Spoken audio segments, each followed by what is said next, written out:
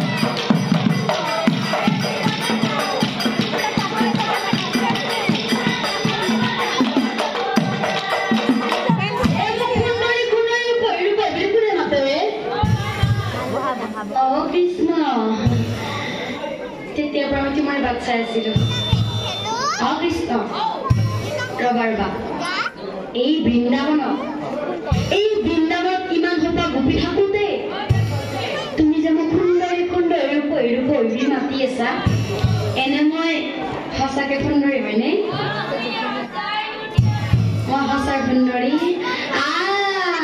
মই যে ধুনীয়া মই যে ধুনীয়া এই কথাটো মই ভালদৰে জানো